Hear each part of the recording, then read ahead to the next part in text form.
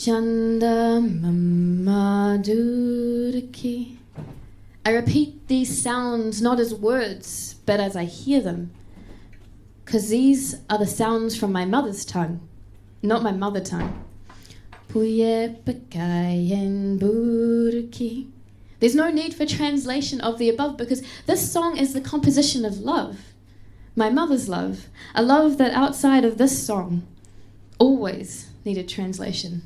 A love that God must have thought was too rich, so was spoon-fed in small portions, inch by inch, as you would do for a malnourished child, in case the food is too potent and leaves the body defiled. Is that why she hid it? That I might reject her, purge her from my system, as she'd been pushed away so many times before?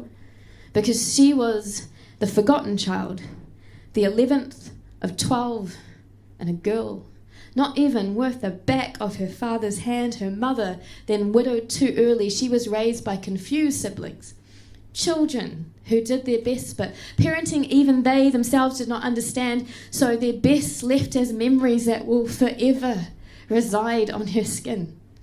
Their best was to teach her that emotion should be held deep within, so I was the greatest and worst thing to come into her life because I was a dreamy child. The dreamy child makes laughter and contagious disease. The dreamy child loses lunchboxes, books, uniforms, and keys. The dreamy child lies and hides because she knows apologies will not appease. The dreamy child takes cardboard boxes and turns them into comets. The dreamy child is slow to finish her meal, so has food shoveled into her mouth until she vomits. The dreamy child makes up playgrounds from thin air. The dreamy child is never dressed on time, and she knows it's not the belt or the buckle, but the look of fury in her eyes that she should fear. The dreamy child makes up stories to transport her out of this universe. The dreamy child fears silence the most because those days of exclusion feel so much worse.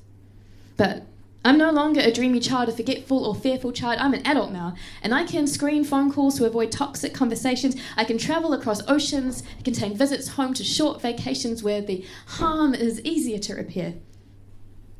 But daughters are indebted to their mothers.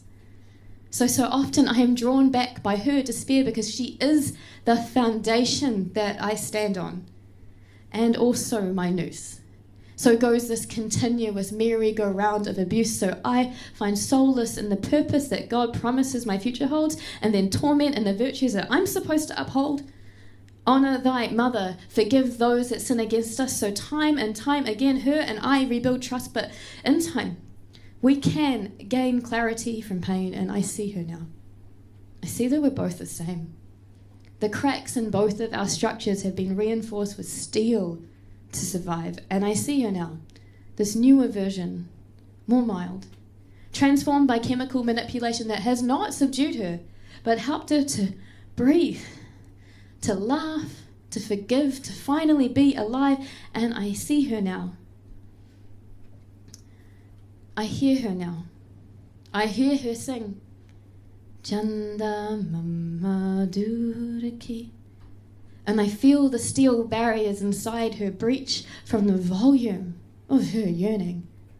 And I hear her now. I hear her sing, Puye pakayen burki.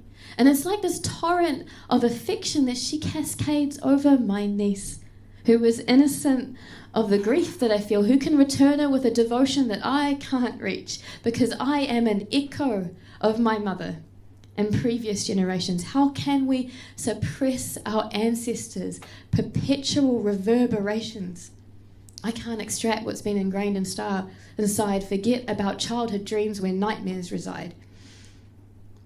So instead we sing sweet songs about Uncle Moon, pretend we are new people, rejuvenated, vacant, singing this old tune.